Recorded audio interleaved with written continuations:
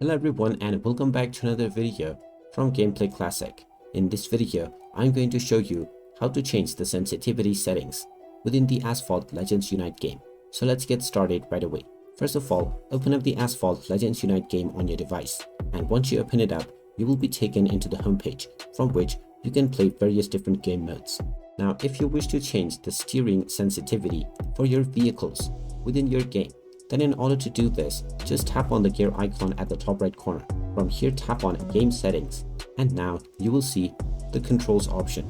Go ahead and click on this, and now you can change your control option, and you will also find the steering sensitivity option at the bottom left corner.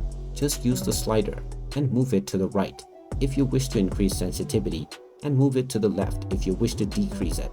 After choosing your desired level of sensitivity, you can tap on the back button and start your game, and your changes will be applied to the game right away.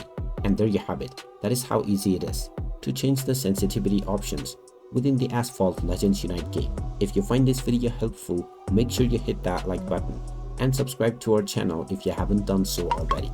Also ring that notification bell to never miss another update from us. Thank you for watching, and I will see you again in the next video.